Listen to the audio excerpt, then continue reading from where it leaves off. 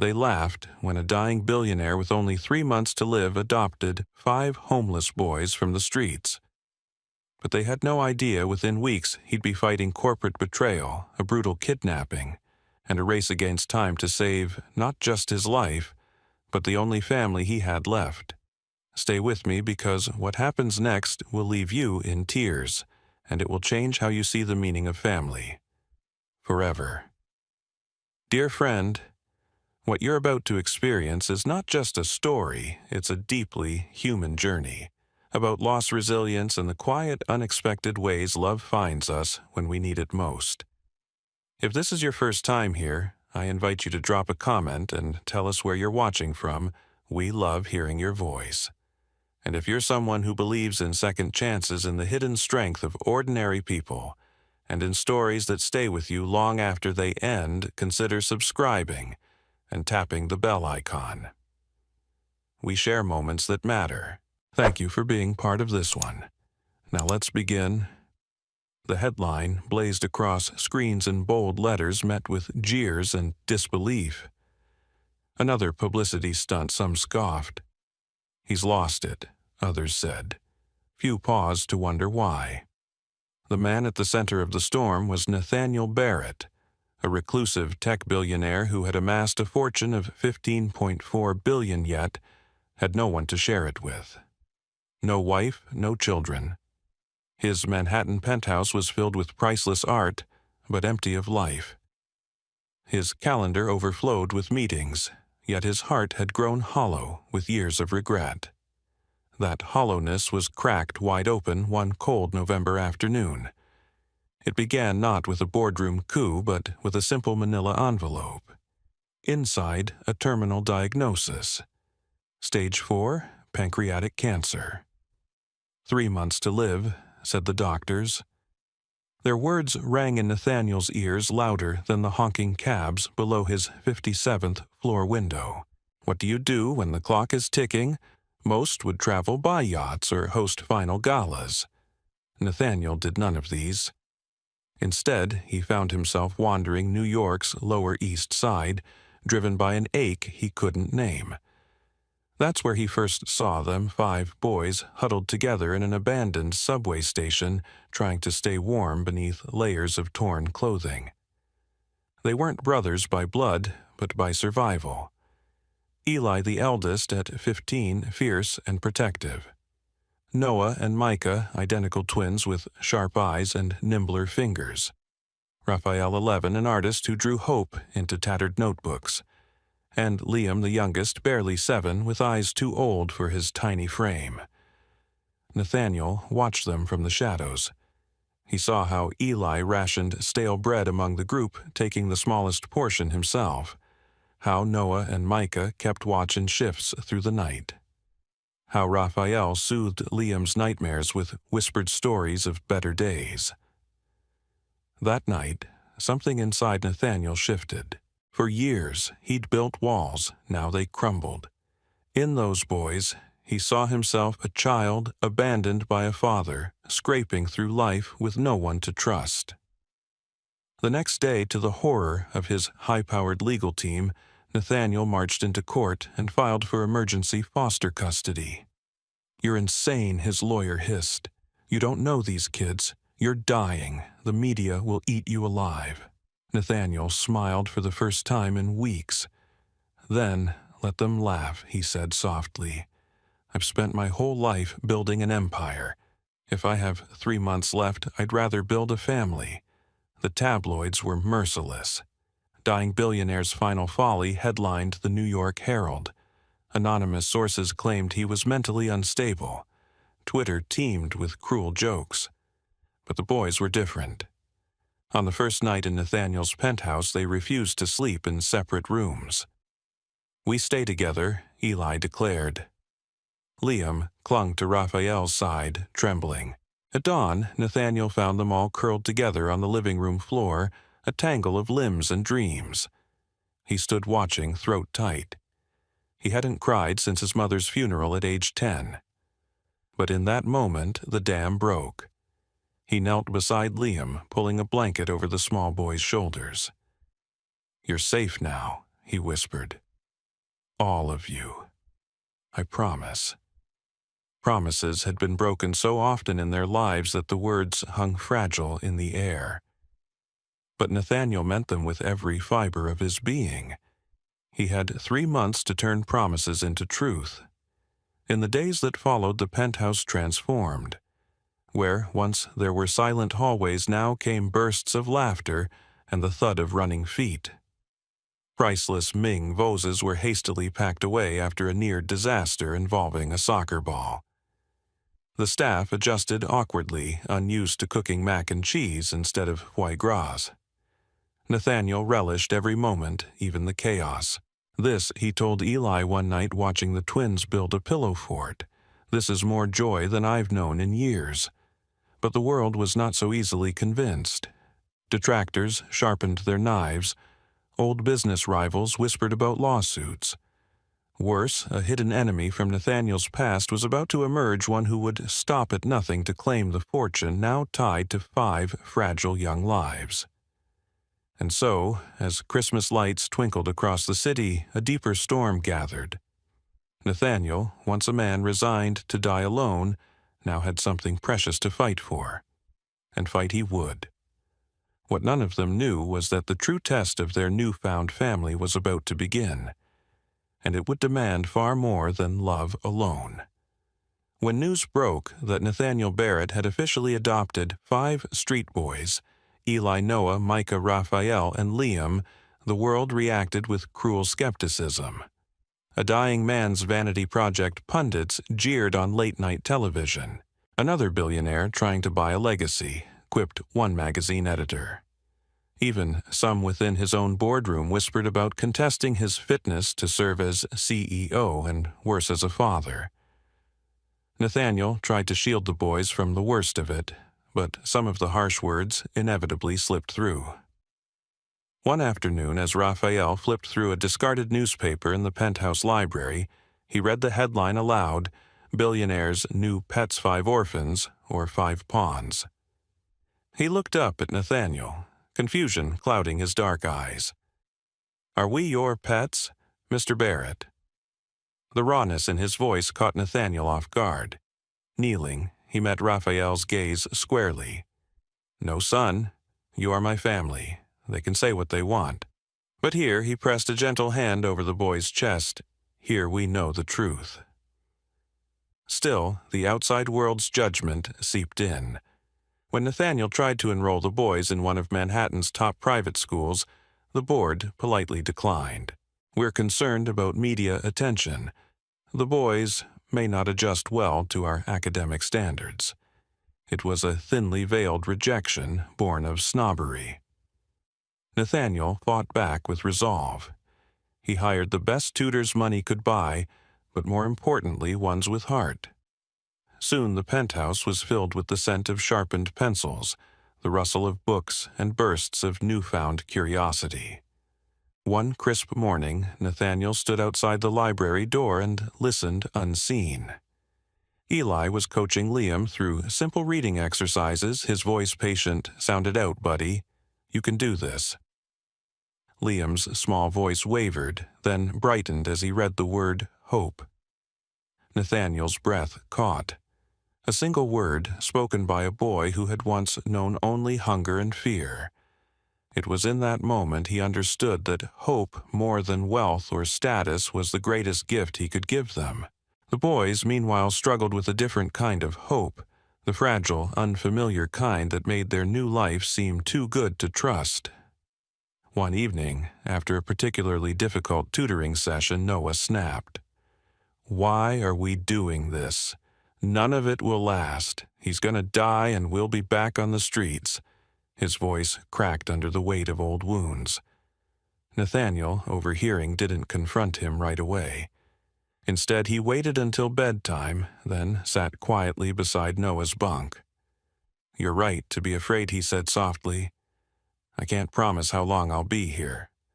But I can promise this: while I'm here every day, you will be loved, protected, and taught to believe in yourselves. And if something happens to me, I've made sure you'll never be alone again." He handed Noah a sealed letter. "My will. You're all in it. and there are people who will fight for you no matter what. Noah didn't answer, but later that night Nathaniel found the letter tucked carefully beneath the boy's pillow. Yet, even as bonds deepened inside, the penthouse storms brewed beyond its walls. A scorned, former business rival, Clive Harrington, had caught wind of Nathaniel's declining health and the potential instability it brought to Barrett Industries. Behind closed doors, Clive plotted a corporate takeover.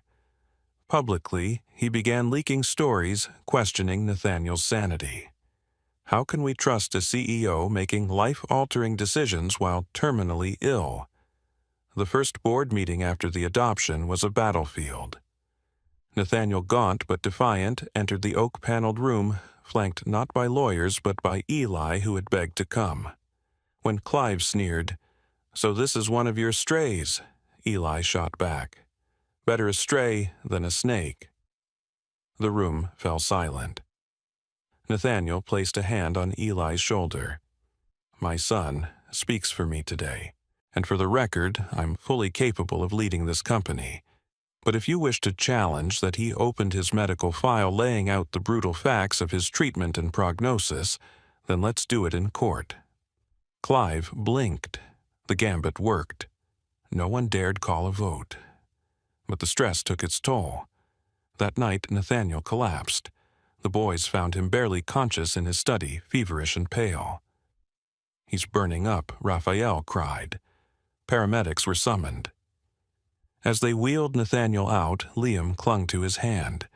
"Please don't leave us," he sobbed. "Please." Nathaniel forced a weak smile. "I'm not giving up. I promise." In the sterile hospital room, surrounded by beeping machines, Nathaniel faced a brutal truth: he had given these boys love, but not the certainty they craved. When the boys visited the next morning, bringing clumsy bouquets and handmade cards, Nathaniel made a vow. If love could cure me, he told them through parched lips, I'd live forever. But since it can't, we must prepare. I'll teach you everything I know. So, even if I can't stay, you'll have the tools to build the life you deserve. They listened in tearful silence. From that day forward, lessons became more than reading and math. Nathaniel taught Eli about leadership and resilience. He taught Noah and Micah about strategy and innovation. He nurtured Raphael's artistic gift, connecting him with world-renowned mentors. And for Liam, he simply read stories because every child deserves to dream. Gradually, the penthouse became not just a refuge, but a school of life. The boys, once wary, began to trust that this love was real. Eli stopped hiding snacks in his room just in case. Raphael started drawing pictures of a future, not just memories of the past, and Liam began calling Nathaniel Dad. One crisp evening, as the city lights blinked beneath them, the six of them gathered around the dining table. Nathaniel raised a glass of sparkling water. To family, the one we choose and the one we fight for. The boys clinked their sodas in reply. To family they echoed, eyes shining. In that moment, Nathaniel knew whatever time he had left, it was enough. Enough to teach, enough to love, enough to matter. And soon, the greatest test of their new family would arrive unbidden and ruthless. But for now, they had hope. And hope, once a foreign word to 5 street boys and 1 lonely billionaire, had become their strongest bond. The air had begun to shift. Though the penthouse hummed with life and purpose, a quiet unease crept beneath the surface. Nathaniel Barrett, still frail from treatment, but fueled by determination, sensed it first. It wasn't the cancer that worried him now. It was the world outside a world that saw his growing bond with the boys not as an act of love, but as a threat. Clive Harrington had not relented. If anything, the billionaire rival had become more dangerous, emboldened by Nathaniel's fragile health. Publicly, he questioned Nathaniel's judgment. Privately, he conspired to exploit every legal loophole to sever the boys from their new guardian. Nathaniel's attorney, Grace Levine, a fierce advocate with a heart as steady as her gaze, delivered the news bluntly one rainy afternoon. "They're filing a petition to revoke your guardianship," she said, claiming diminished capacity, citing your health and alleged emotional instability. Nathaniel leaned back, breathless, hand trembling slightly on the armrest. The boys gathered nearby had heard enough. Eli stood first, voice shaking but clear. "They can't take us," he said. "They won't." Nathaniel looked at each boy, Eli's defiant glare, Noah's clenched jaw, Micah's pale face, Raphael's wide, fearful eyes, Liam's trembling lip. He fought the rising tide of helplessness.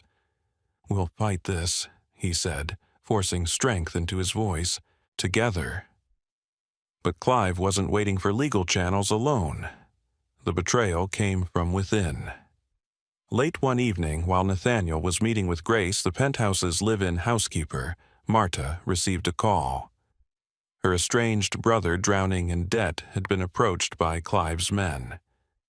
The offer: forgive the debt if Marta delivered the security codes to the penthouse's private elevator. Terrified and desperate, Marta hesitated. But a second call came this time, threatening her nephew. In the end, she folded. The next morning, she left a sealed envelope beneath the lobby desk. Inside, everything Clive's men needed. The following night, as Manhattan slept beneath a blanket of stars, the betrayal unfolded. It began with the security system flickering for just a second, barely enough to notice. Then came the soft hum of the private elevator ascending at an unprogrammed hour. Inside the penthouse, the boys were in their shared sweet voices, low as they whispered about the custody battle. "They'll see we belong with Dad," Liam said. He still called Nathaniel Dad now, a fact that never failed to bring tears to Nathaniel's eyes. "They better," Micah added. "I'm not going anywhere." None of them heard the faint creak of the door or the hurried footsteps in the hall. Two masked men entered swiftly. One grabbed Liam first, muffling his cries. The others struggled as the intruders seized Noah and Raphael.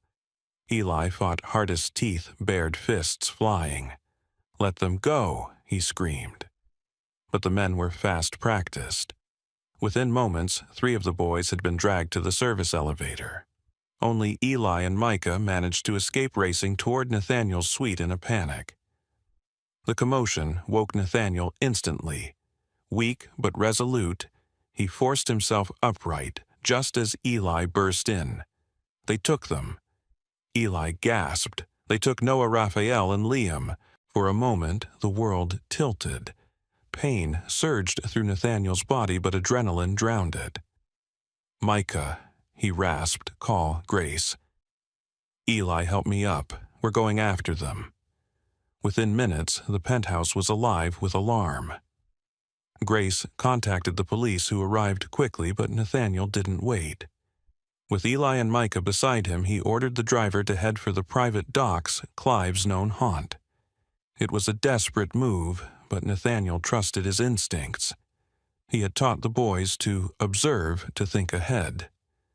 In that moment, he remembered something Raphael had mentioned: a shipment Clive was moving through the docks that very week. As they reached the waterfront, the night air bit cold. Nathaniel's breath came in shallow bursts, but his eyes burned with fierce purpose.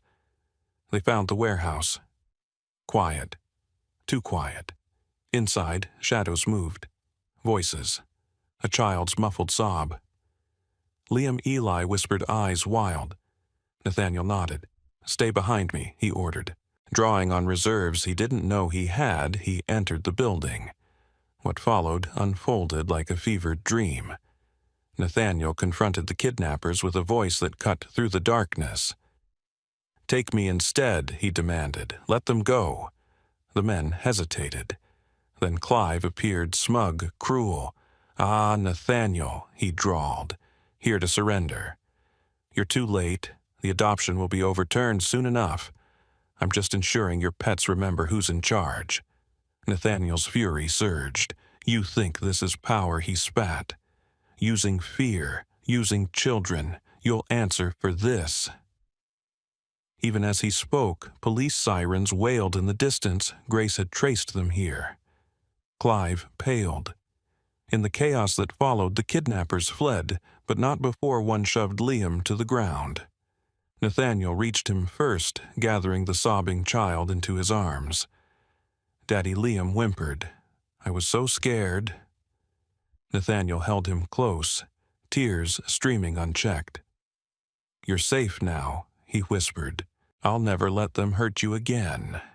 One by one, the others were found bruised but alive. The police took Clive into custody. Back in the penthouse, the family huddled together beneath thick blankets, none willing to sleep alone. Nathaniel, drained beyond measure, kissed each forehead. "I failed to protect you tonight," he said, voice raw with guilt. "No," Eli said fiercely. "You fought for us. You came for us. That's all that matters." In that moment, the boys' bond with Nathaniel deepened beyond words. They had been betrayed, kidnapped, nearly torn apart. But they had also seen without question that this man, dying or not, was their father. The lesson, etched itself in Nathaniel's soul love, wasn't about shielding others from all harm. It was about standing with them when harm came. It was about fighting no matter the odds. And as the family drifted into restless sleep, safe once more, Nathaniel knew one truth: the battle wasn't over. But neither was his resolve. The coming days would test them all in ways they couldn't yet imagine. The days following the rescue from the warehouse were quiet, but not in the peaceful way Nathaniel hoped for. The penthouse felt heavier, as though the walls themselves carried the echoes of the boys' trauma. The boys stayed close to him now, closer than ever. Liam rarely let go of Nathaniel's hand. Noah flinched at sudden noises. Raphael struggled to sleep, plagued by nightmares. Even Eli, always the stoic leader, seemed more fragile, as though the weight of protecting his brothers had become unbearable. Micah, normally the most carefree, refused to leave the penthouse at all. Nathaniel watched them, heart aching. He could still hear Liam's terrified whisper, "I was so scared," and the raw trust in Eli's voice when he'd said, "You came for us." They needed more than just safety. They needed healing. But what did he know of healing wounds deeper than flesh? One cold morning, as frost crept across the windows, Grace arrived with court papers in hand. "Clive will stand trial," she announced, "and the adoption hearing is scheduled for 3 weeks from now." The boys looked up, wary, exhausted. "What happens if the judge says no?" Raphael asked softly, eyes wide. Nathaniel knelt in front of them. "Then we fight again," he said gently, "but no matter what, you are my sons. That's not something a court decides. It was the truth." But even as he spoke it, Nathaniel realized something more. Love alone would not be enough to mend their broken pieces. They needed purpose. They needed to become a family, not just be called one. That night, as the boys drifted off to uneasy sleep, Nathaniel stared out over the Manhattan skyline thinking. His heart beat slower these days, weaker, the toll of his illness unmistakable. Time was precious, so terribly precious. What could he leave them that would last beyond his fading days? An idea formed not grand, not for the world's eyes, but for them. A project they would build together. A legacy they could claim with their own hands. The next morning, he gathered the boys in the living room, where sunlight filtered through tall windows. "I have a proposal," he began. "Something for us to build together." 5 pairs of eyes looked up, uncertain but curious. "Your mother?" He paused, throat tightening. "My late wife, Sophie Barrett, believed in giving back. In helping children who had no one. We started a foundation, but after she passed, I let it fade." He took a deep breath. "I want us to bring it back. Not for me, for you, for every kid out there who's scared and alone like you once were. I want you to lead it. For a moment, silence. Then Eli asked, voice hoarse, "You mean, like help other kids?" Nathaniel nodded. "Yes. Design it however you want. Programs, shelters, mentors. You'll decide." Liam clutched Raphael's sleeve. "But we're just kids. You're not just anything," Nathaniel said, eyes shining. "You're the strongest people I know." That day marked a turning point. Slowly, purpose replaced paralysis. The dining room became their planning headquarters.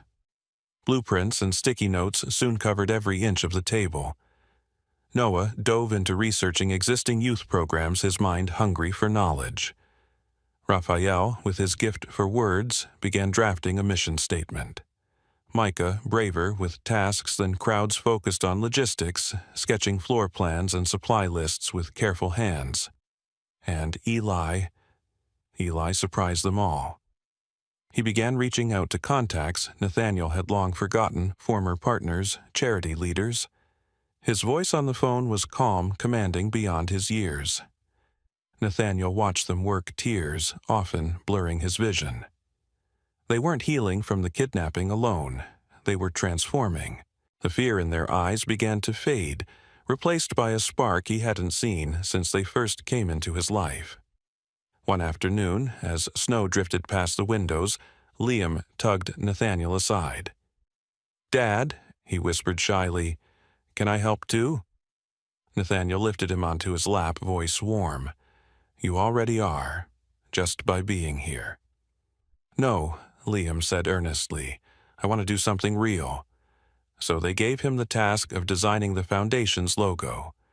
With crayons and bright markers, Liam drew 5 figures holding hands beneath a starry sky. At the top, he wrote in big, uneven letters, "Family First Foundation." When he proudly presented it, the room fell silent. Then Eli knelt beside him, voice thick. "That's perfect, buddy." Nathaniel couldn't speak. The sight of those words, drawn by the smallest among them, cracked his heart wide open. The next days unfolded like a miracle. Donations poured in as news of their story spread, first small, then large. Anonymous gifts, handwritten letters. A wealthy donor offered an empty brownstone to serve as the Foundation's first safe house. For the boys, it was more than a project. It was a way to reclaim their story. Noah spoke about it one night over dinner. "We're not the kids who got taken anymore," he said quietly. "We're the ones helping now." The others nodded. Even Liam chimed in. "We're like superheroes." But amid the growing hope, reality remained. Nathaniel's health worsened. Some days he could only watch from the sidelines, voice faint, skin pale. Yet he refused to show fear. One evening, after a long strategy session, Micah lingered in Nathaniel's study. "Dad," he asked hesitantly, Are you going to be here when the Foundation opens?" Nathaniel swallowed hard. "I hope so, son. I'm trying." Micah's eyes filled. "I don't want to do it without you." Nathaniel drew him close. "Listen to me, Micah. Whether I'm standing beside you or watching from somewhere else, you can do it. All of you can. You've already proven it." Micah wept in his arms, and Nathaniel wept too. Because loving them meant knowing he might not be there for every step, but that they had to walk forward anyway. 2 weeks later, they held the Foundation's first open house. The brownstone was humble, but bright walls painted in cheerful colors, rooms filled with soft beds and shelves of books. At the ribbon cutting, Nathaniel stood with his sons before a crowd of supporters. His body trembled from exhaustion, but his voice carried strong. "This is what healing looks like," he told them. "A family forged in fire, choosing to bring light instead of more darkness." The crowd cheered, cameras flashed, but Nathaniel only saw the 5 boys beside him, his sons, his heart. Afterward, in the quiet of the empty building, Eli hugged him fiercely. "You made this happen, Dad," he said. "No," Nathaniel whispered. "We did, and though the road ahead remained uncertain, One thing was clear. In building this foundation, they had built themselves. A family not broken but whole. As Nathaniel gazed at their faces glowing with hope, he knew they were ready for whatever came next. The morning dawned cold and crisp with a rare hush settling over New York City. Snow dusted the streets in soft layers, muffling the usual city noise. Inside the brownstone that now housed the Family First Foundation, the air buzzed with a different kind of energy. It was the one-year anniversary of the foundation's opening, and word had spread far beyond what any of them had dreamed. Today wasn't just an event, it was the event. Media crews from across the country had gathered, eager to cover the remarkable story of a dying billionaire, and 5 boys from the streets who had turned tragedy into hope. But in the upstairs bedroom of the penthouse, a quieter scene unfolded. Nathaniel sat propped against pillows, pale and frail, his breath shallow. The cancer, once slowed, had surged back with brutal force. The doctors had given him weeks, maybe days.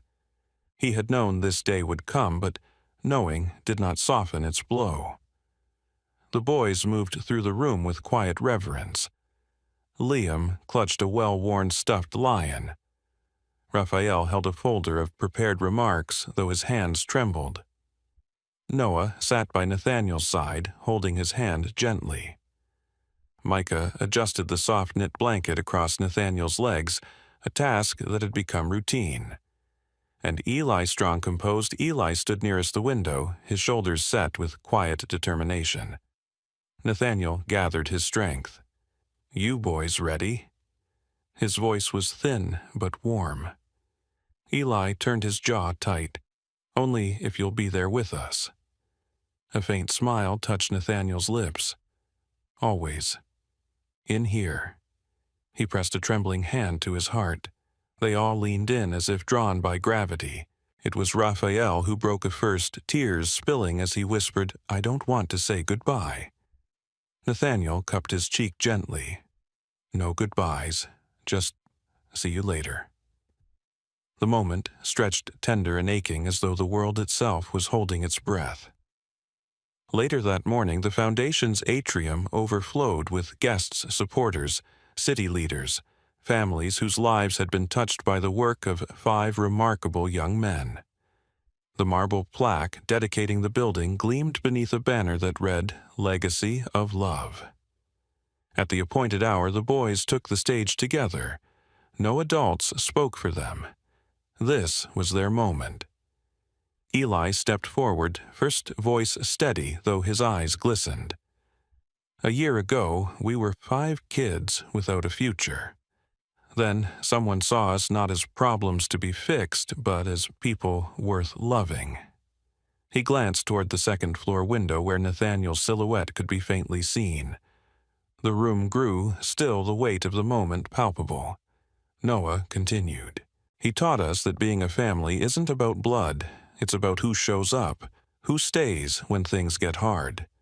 Micah spoke next, voice small but clear. "And that helping others helps heal yourself." Raphael, hands still trembling, read from his prepared notes, though his tears blurred the words. "Our foundation has given shelter to over 200 kids this year. That's 200 futures that didn't have to be lost. We did this because someone believed we could." Finally, Liam approached the microphone, clutching his lion. "And we're going to keep doing it, because that's what Dad wants." The word "Dad" rippled through the crowd, soft gasps and sniffles rising. Then came the moment no one would forget. As the boys stepped down, the crowd stood and began to applaud softly at first, then swelling into a standing ovation. Camera flashes lit the room. Tears flowed freely, and for a single breathtaking moment it felt as though the entire world had stopped to honor, not wealth, not tragedy, but love born of the unlikeliest of places. Upstairs, Nathaniel watched through tear-filled eyes, his heart so full it ached. Grace sat beside him, dabbing her eyes. "They did it, Nate. They really did." He smiled faintly. "They were always going to. I just got to see it." Later that night, long after the crowds had gone, the boys returned to Nathaniel's side. The room was dim, soft jazz playing in the background. "I'm proud of you," Nathaniel whispered, voice barely audible now. "So proud." "We love you, Dad," Eli said, voice breaking. "Love you, always," Nathaniel breathed. And with his sons holding his hands, hearts forever entwined, Nathaniel Barrett passed peacefully into the night.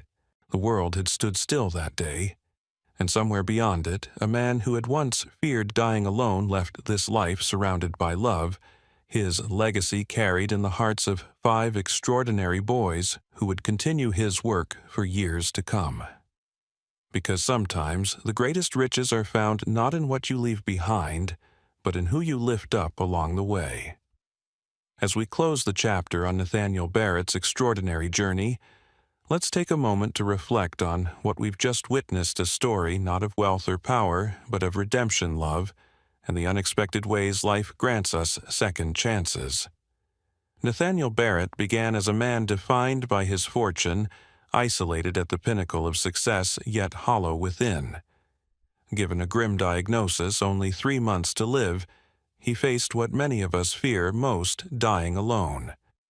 But in that darkest moment, fate brought him 5 boys, Eli, Noah, Micah, Raphael, and little Liam, survivors of the streets whose resilience and loyalty would change everything. What began as a simple act of compassion offering warmth for one night evolved into something no one could have predicted. A bond forged in adversity, a family built not by blood, but by the conscious choice to love and care for one another. We watched as Nathaniel and the boys faced judgment, ridicule, and betrayal from a world that couldn't see beyond appearances. Yet they stood firm. Together they confronted kidnappings, corporate sabotage, and the harsh realities of Nathaniel's declining health. And in those trials they transformed. The boys became leaders, advocates, and innovators. Nathaniel, once a man consumed by regret, found purpose in mentoring and guiding them, ensuring that his legacy would not be his billions, but the lives he touched. Their foundation, born from this bond, went on to help hundreds of other at-risk youth, offering hope where there once was none. In the end, Nathaniel did not die alone. He passed surrounded by the love of 5 sons who would forever carry forward his spirit. His story reminds us that our greatest contributions in life are not measured by our net worth, but by the lives we choose to lift up, the hearts we choose to open. So, what can we learn from this story? At its core, Nathaniel's journey teaches us a profound lesson in compassion, humility, and the power of chosen family. It reminds us that it's never too late to open your heart to seek forgiveness or to find redemption. No amount of success or failure defines us; our actions, especially in moments of adversity, do. We also learn about the strength of resilience and trust. The boys had every reason to mistrust the world, yet they chose to believe in a man who, in turn, believed in them. That mutual faith became the foundation of something beautiful. In our own lives, cultivating trust and resilience can open doors we never thought possible. Another powerful takeaway is the importance of purpose beyond self. Nathaniel's final months were no longer about counting down the days, but about making each day count. We too can strive to live with purpose, whether through mentoring, giving back, or simply being present for those around us. And lastly, this story teaches us about forgiveness and grace. Nathaniel forgave betrayal and embraced second chances as when he welcomed back Eleanor to help the foundation. In a world that often favors judgment, choosing grace can create ripples of change far beyond what we imagine. So, how can we apply these lessons today? Look around you. There's always someone in need of kindness, someone whose life you could touch. Choose compassion over cynicism. Offer trust even when it feels risky. Seek out purpose in your daily life. No act of goodness is ever wasted. And remember, family is not limited to those we are born to, but to those we choose to stand beside. If Nathaniel Barrett and 5 boys from the streets could teach us anything, it's that love, hope, and purpose can bloom in even the most unlikely soil. If you found this story moving, please consider subscribing to our channel. Your support encourages us to continue sharing these powerful true stories of resilience, hope, and human connection. Thank you for watching, and we can't wait to bring you the next inspiring chapter. Stay tuned and take care.